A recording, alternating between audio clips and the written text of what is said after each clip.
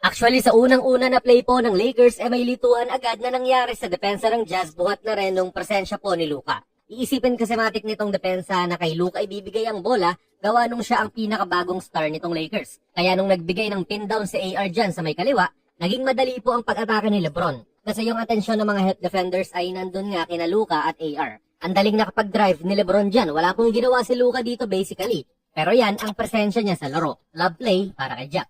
At ganun din kay LeBron, nasa open court siya ngayon at hinaharangan na nga nitong dalawang bigs ng Utah. Si Collier andyan din sa ilalim para talagang may nag-aabang sa kanyang posibleng pag-atake. At parehas lang sa naunang clip mga idol, ngayon si Luka nga lang ang umaatake. Pero si Jax pa rin ang receiver, solid din.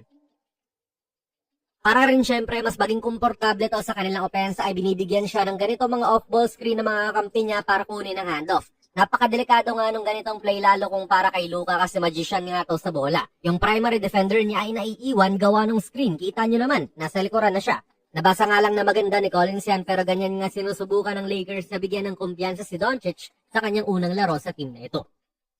Dito kita muli natin yan, off-ball screen at si defender ay napupunta nga sa likuran ni Doncic. Kaya mas napapadali ang buhay nga ni Luka, another alley-oop para kay Jax. Para sa unang mga puntos niya bilang isang Laker, ganito lang kadali. Mismatch kontra sa 7-footer niyang kalaban. Isipin niyo mga idol, ilang buwan lang ang nakakaraan yung mga ganito ng Lakers ay si D'Lo yung naghahawak ng bola. Ngayon, biglang Luka na nga na one of the best ng liga. Tila hindi pa rin ako makapaniwala. Signature shot ng isang Luka Doncic to at well contested pa yan ni Kessler. May kita rin po natin na yung injured niyang cuff ay itong maitim na balot sa kaliwa. At concerning lang din yung landing niya na 1 foot tapos itong injured nga na paapa yung sumasalo ng bulto ng impact. Lagi rin kasi siyang ganyan na nagwa one leg landing eh. Pero hindi naman din siya umiinda, so good sign na rin yan. Again mga idol, ito yung mga unang play na ginagawa nila kay Luka. Manggagaling sa mga off-ball screen para umiba ang defenders niya. Yan ay kung magsiswitch nga yung depensa. At universally pinatatakbo pa rin naman to na play, yung high ball screen. Feel ko ito pa rin naman ang pinakapatatakbuhing play ni Luka sa Lakers eh. Yung mag-force sila ng switch sa ibang defender na naman at dyan wawasakin ni Luka ang depensa. Literal na parang Lebron lang din kasi lagi rin namang ginagawa ni Lebron to. Kaya tignan nyo, mula sa mismatch ay nakapag-kick out siya. Pero kahit hindi nga sila gumawa ng switch dito nirekta na kagad nila ang poste ni Luka kontra sa kapwa nating Southeast Asian na si Johnny Jusang. Siya yung primary defender ni Luka sa clip bago nito at gawain niya yan syempre. Kaya kita nyo, makina talaga ng opensa tong si Luka kahit siya lang mag-isa. Nag-dark fadeaway pa rito. Again, at 25 years old ay master of the pick play na nga rin si Luka. Nireject niya yung screen dito ni Hayes gawa nung nakitaan niya ng puwang ang depensa. Naniniwala ko na hindi pa talaga to yung pinakasagad ni Luka mga idol. Gawa nung galing nga lang niya sa injury. At kung gugustuhin man niya na magkaroon ng magandang stats, dapat pinalaro siya ng fourth quarter. Pero syempre, tambak na Kaya bakit pa siya palalaroin, di ba? Baka mare-aggravate niya lang yung kanyang injury. Tama mo yung epekto niya sa ganitong drive na sumasama si George sa pagbantay sa kanya, even si Markkanen sa kanyang kanan.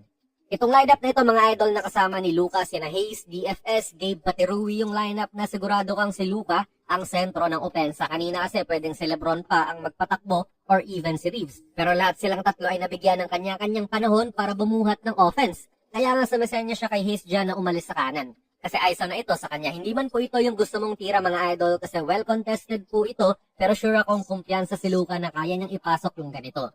Dahil nga rin po bago may mga times din na tila hindi niya alam ang pwesto niya. Tulad ngayon na may driving ng Lebron pero hindi niya alam kung mag-screen ba siya, magkakat, panonoorin si Lebron o ano, nabunggo pa nga siya rito sa likod.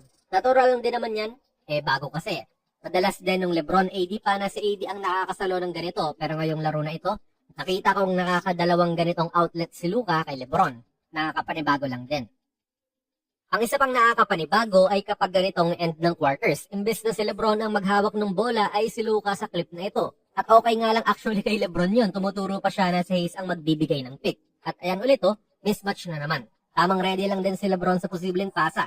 Pero ang pwede nilang gawin dyan, no? Habang lumalapit si Collins kay Luka sa kanyang pag-atake, maaaring mag-dive si Lebron dyan, mag-cut para mabigla si Collins. Hindi na niya makikita si Lebron sa labas kasi nag-cut na pala. For sure, butas ang depensa niyan. Pero dito hindi po pumasok ang push shot ni Luka.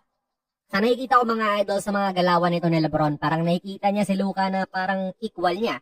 Kasi sa ganitong mga transition sa 5 taon nating pagko-cover ng Lakers ay laging hihingin po ni Lebron yan. Kasi sanay yan na siya ang nagpupush sa transition. Pero dito, tumakbo lang din siya at nag-abang. Wala yung parang gesture sa kamay na hinihingi niya yung bola. At inantay niyang bigyan siya ni Luka. So confident din ito sa pag-command ni Luka sa kanilang opensa. Nakaselebrate na nga rin si Luka dito. kahit hindi pa talaga pumapasok. Pero rusty pa rin talaga si Luka sa laro na ito. Yung ganitong mga tira ay kumpiyansa pa rin siya kaso hindi po pumapasok. Though kaya niya talaga yan. Sa laro po na ito mga idol ay nagtala si Luka ng 14 points, 5 rebounds, and 4 assists para sa kanyang Lakers debut. 23 minutes nga lang din siyang naglaro kaya masasabi mong easy-easy pa lang din siya. Actually, taliwas po sa ina-expect ko yung mangyayari kapag pinagsama si Lebron pati Luka. Na parang yung isa tatayo-tayo lang at nakapamewang sa opensa habang umaayos na naman yung isa. Yes, may mga ganun pa rin naman pero nakita natin sila na gumawa ng mga connections din at ang bibilis ng mga pasahan. First game pa lang naman din to so marami pa tayong pwedeng makita sa chemistry ng Lebron-Chic duo. Pero kung i-rate nyo mga idol, ang debut game ni Luka sa Lakers from 1 to 10 at 10 being the highest, ilan po ang ilalagay nyo? I-type nyo lang po ang inyong mga komento sa ating comment section. Sali na rin ngayon ang ating giveaway nung Pasko pa dapat to eh. Kaso nga lang ay hindi pa nare-reach yung ating goal. Hanapin nyo lang yung video natin na may ganitong thumbnail ni Kai Soto. Andun po yung mga mechanics. Kung nagustuhan nyo po ang ating video ay pakipindot na lang idol ng like button, mag-subscribe ka na rin sa ating channel at ako nga pala si Jonas TV and as always, hanggang sa muli.